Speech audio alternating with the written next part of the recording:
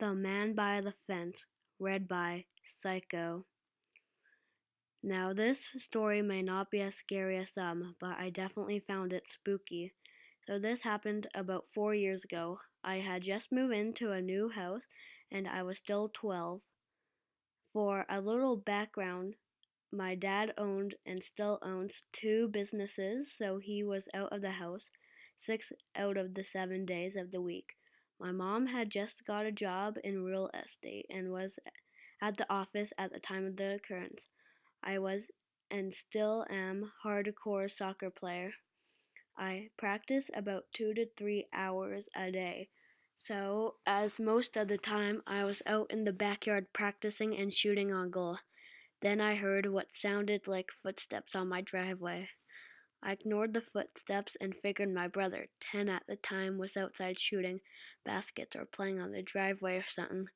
After I looked in the sliding glass door and saw my brother sitting on the kitchen table, I flipped my shit, then went inside. Me, being a naive 12-year-old, didn't call the cops and thought I might have been hearing things. Instead, I texted my friend to come over.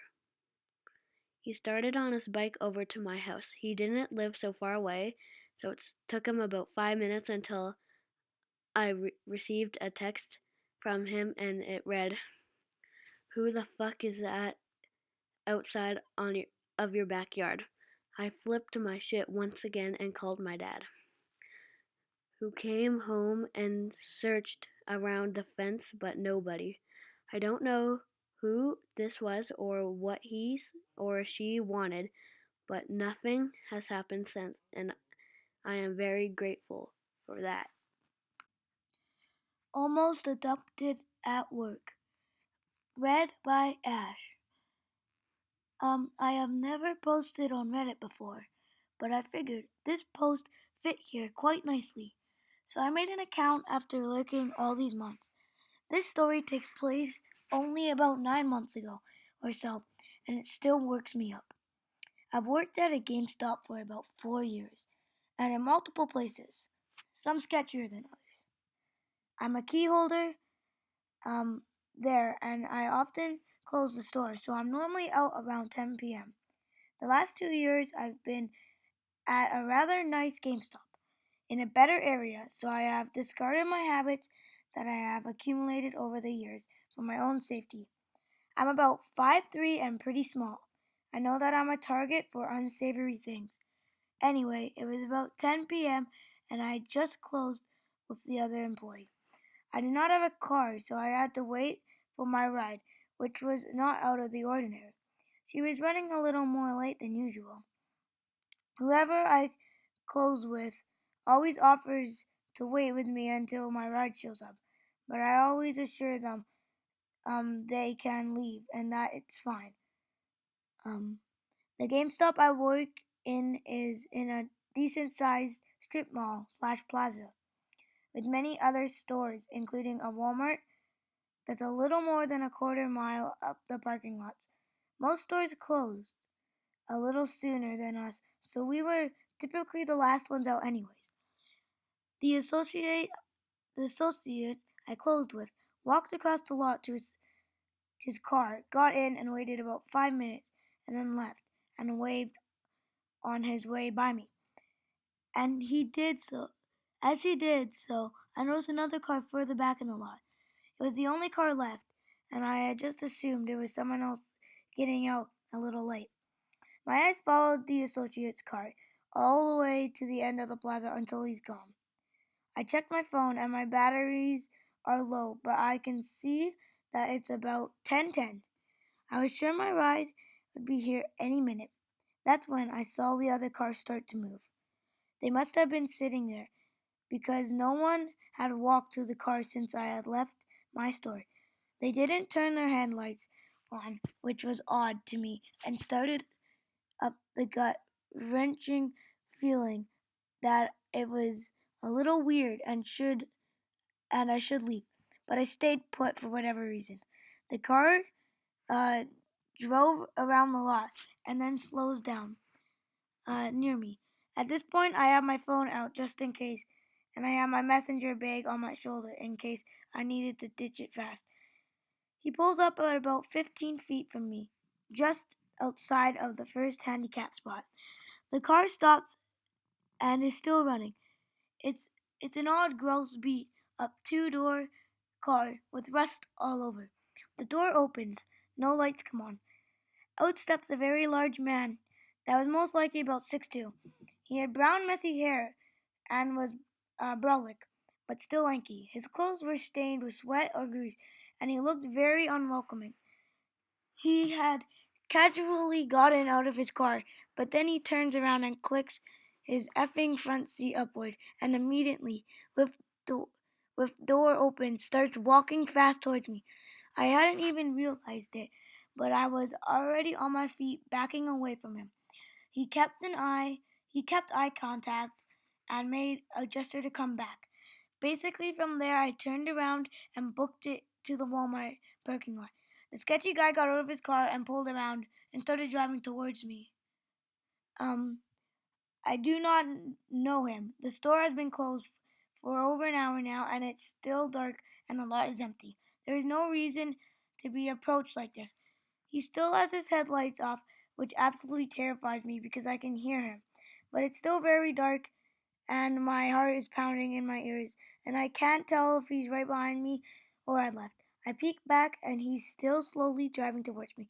At this point, I'm certain I'm about to be shoved into a car and sold into human trafficking, or I don't know what that said. I'm sorry, guys. Or some S word.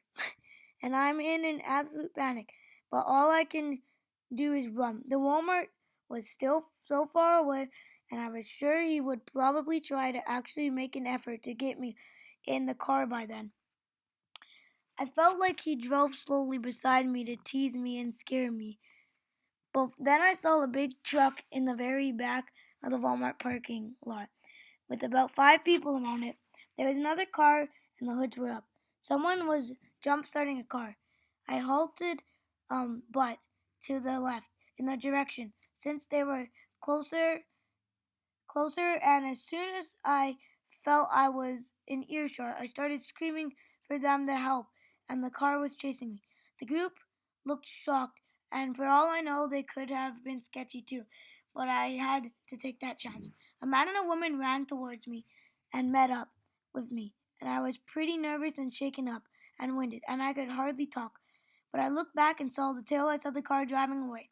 I walked towards the rest of the group with which was just a few people attempting to jump another car. I told them that the big guy was following me and that I felt very unsafe. They offered to call the cops, but I was unable to see his place, and I really just wanted to be home. They offered to give me a ride to Walmart, which I politely declined under the circumstances. The two women of the group and one of the men were kind enough to walk me into the Walmart and even waited for me to for my ride to arrive. I thanked them and went home. After that happened, I requested to open for about a week so I wouldn't be at the store after dark. The next day, I told my boss the time. The next day, I told my boss the time it happened, and we both watched the DVR in the back. It was incredibly uncomfortable to watch, but we forwarded it to local police. The police didn't up finding much, but they now keep a squad car patrolling the plaza from 9 p.m. to 11 p.m. I don't take chances anymore. I wait inside the store until my ride calls me and is in sight. I was a little bothered for a while, even though I feel I was lucky. I always felt that type of thing only happened in the city or in an unsafe places, but not to me, not here. I haven't discussed this much since it still bothers me. You're really never safe. Um, I cannot release DVR footage. I'm sorry. I know you guys would love it, but that is not something I am authorized to do. I would be fired instantly, and everything is on camera, so there is no way to obtain um, the footage without repercussions. A Rest Stop for the Night. Read by Psycho. About 3 weeks ago, my mom told my brother and died. This story straight up gave me the yucky feeling. Sally is a long life family friend. Sally would frequently visit her friends and family in Oklahoma. We live in a small town in southern Ontario, Canada. Sally would drive Sally would drive straight 20 hours at least overnight to get from our town to another small town. She did this simply to save money and obviously wanted to arrive as soon as she could. Now that you've got here is the story. About 30 years ago, she decided to head south on a visit. No big deal, she's done this a few times. So she packs up and heads out. At some point after driving about 4.5 hours, she started getting pretty tired. Being at being as it was probably the 80s, it was a little safer. She decided that she would stop at a rest stop. It was more of a traveler stop, my mom said, to sleep for a little bit and resume her drive first thing in the AM. She parks in a very well lit and busy rest stop. She parks right by the lights and felt an ease because there was an abundance of travelers stopping and going. She gets out of the bathroom break, uh, comes back uh, and settles in her car. About then, an RV pulls up beside her and an elderly couple get out. The man asks her about coming from Canada. They strike up a little conversation. Nothing odd. The couple talk to Sally for a bit. Then, then they tell her about where they are driving from, which is this from the south going to the north, and just needed to have a sleep for the night. They stop because they're unsure if a rest stop was okay to stop at. But seeing Sally, they were at ease. They say good night and a good trip, and the couple went back to their RV. Sally locked up her doors and went to sleep. 2 to 3 hours later, Sally woke up with a really unsettling feeling. She looks around, a few people going in the stop. Uh, Parking lights are all on. She assumes she is feeling bad because she's tired and the car isn't the best to sleep in. After 10 minutes, she said that it was this feeling actually got worse and it was jarring, queasy, and an easy feeling. She sits back and tries to shrug it off. This doesn't work, and apparently she had every red alarm and instinct telling her that she needs to go. She panics, starts her car, and peels off. She doesn't care where, she just knew she had to get away from there. So, about 20 miles down the road, she finds a motel and gas station slash restaurant stop. She decides to see if she could get a room for what little money she had. She convinces the person in charge. He gives he cuts her a deal as she doesn't want a young woman driving alone at night. She gets a key, pops in her hotel room, and sleeps for the night. No issues, all in peace. Around 9 a.m., she wakes up, showers, changes clothes, and decides to relax for a few. She turns on the TV, and what was actually on it gave me the chills. There was a breaking news story about an elderly couple killed the in the middle of the night. The news shows the RV that Sally was parked next to. Exact spot exact rest stop, and she sees the fast food drink cup she dropped on accident that rolled under her car sometime during the night. A man broke into their RV and killed them, then left, presumably right before Sally had left. The man was never caught. Sally since then stopped at hotels for the night and avoided rest stops.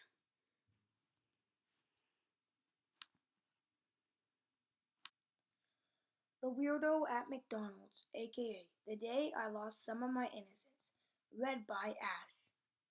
When I was growing up, my dad and I lived with my grandparents. My parents had me while they were teenagers, and my dad got full custody because he lived with my grandparents and my mom was just living with random friends, going from house to house every few weeks. I was the daughter my grandparents never had, and they doted on me. When I was 6, my grandpa passed away from cancer. This story takes place about 5 months after he passed away. This was, I believe, a Saturday, and my dad was at work. My gram decided to take me to McDonald's for lunch, and like any 6-year-old, I was really excited. So we go to the McDonald's that was about a mile and a half from our house, order our lunch, and sit down at a table to eat. At the time, we were the only ones eating inside. About 10 minutes after we sit down, a scrangly looking man walks in, orders a meal, and sits down at the table, diagonally in front of us to the left. The area we lived in was middle and upper middle class, so this guy looked pretty out of place. Graham had her back to him, but I could see him perfectly. This man was at least in his mid-50s, with really wiry, scrangy, and dirty white hair and beard. He had on blue shorts and a white T-shirt. Also, kind of dirty. And sandals.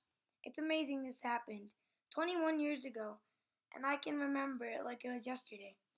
So I noticed that under the table, this man had something dark pink and wrinkly on his lap, and he kept glancing at me and rubbing it every few seconds. In kindergarten, we learned about stranger danger and good touch, bad touch, and learned which parts of the body people weren't supposed to touch. It clicked in my 6-year-old head that this man was not supposed to have that out like that, nor doing what he was doing. It got really queasy, and I got really queasy and nervous. I didn't want to tell my gram right then and there because I thought the man would hurt us. If my dad had been there, I would have said something because my dad was a hero and could take it on anyone. Instead, I put my Happy Meal box in front of my face so my view of this guy would be blocked. I had about half of my food left, but I had lost my appetite. Graham asked me if I was full, and I just nodded yes. I was, and still am, very petite, so not finishing a full meal was nothing new for me.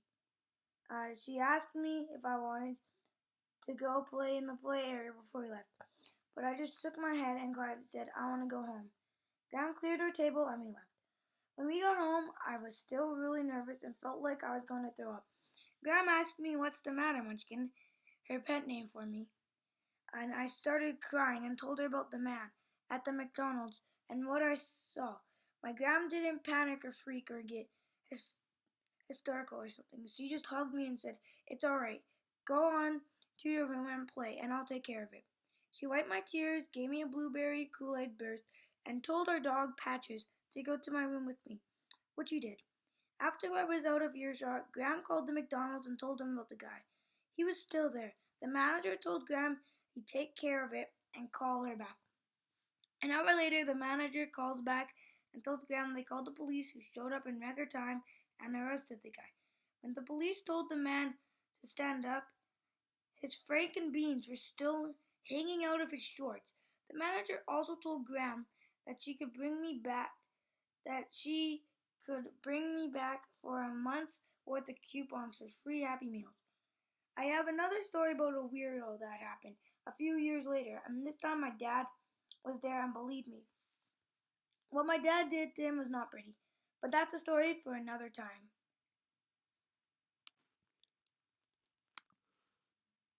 YMCA Creep, read by Psycho. I have just found this sub and I would like to share my experience. I'm sorry if my grammar or my spelling is off too. My mom was bank manager for a well-known bank here in England, and my dad's a doctor, so as you can expect, they were pretty busy. They always seemed to be running around or on their phones, while myself and my twin sister were growing up. Luckily, this all stopped when my mom quit. Anyway, myself and my sister would attend these after school clubs at the YMCA near us. There, they would come pick some kids up from school, us included, walk us to the YMCA, watch and feed us, and then give us back to our parents. When they turned up, all this would be all this would be supervised by 5 to 7 grown-ups. One night, myself and Lily are just playing around coloring. I honestly think I was stuffing my face with sandwiches while awaiting our mom to come and get us. It was getting around to the usual time where we would be collected, and we were getting restless. All of a sudden, one of the grown-ups helpers asked myself and Lily to grab our coats and bags because our dad had come to pick us up. I was so excited. Our dad had never picked us up before, and I just knew that we could bug him to get McDonald's on the way home, and he would give in. At the time, I didn't know why, but we got told to stay in the room and play a bit more. And all the workers came and stood at the entrance/exit of the door outside waiting. This was great for me as I could continue to finish my sandwiches. A little while later, we had our coats on and we were walking down the hallway to greet our dad. A few workers were behind us. There was this man just standing in the reception area and had greeted us by saying, "Hello, girls. How was school today?" I must have shown that myself or Lily didn't have a clue who this man was. Wasn't our dad, and my kid brain thought, "Oh well, he must have gotten us mixed up with his own kids." But now I know better. The head worker, I forgot her name, stood in front of us and asked if we knew this man. We both said no. This angered the man and kept repeating that we were his children and that we were playing around, that we had an argument earlier in the day, and we were still annoyed. Myself and Lily were escorted back to the room and told to wait. A little while later, we were met by the policeman, and I remember thinking that I somehow had done something wrong, and he was here to take me away. Damn those sandwiches.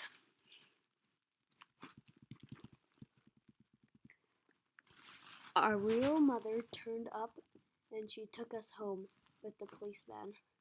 Nothing happened that we knew of. We just went home and carried on playing. A few years later, when we were older, our mother would tell her friends that we were nearly abducted. The man was caught on CCTV entering and leaving the YMCA, and he had been taken into questioning. The man, upon entering the building, became very excited and kept sitting down and walking around while we were being fetched. Apparently, also one of the workers were remembered a few days before this happening and that he had walking following those kids while uh, we were walking from school. We stopped going to after school clubs. I honestly think that the woman sensed something was wrong, and if she hadn't asked us if we knew him, believed him over us, then I don't know, myself or my sister would probably still be here today. I could just wish I could remember her name.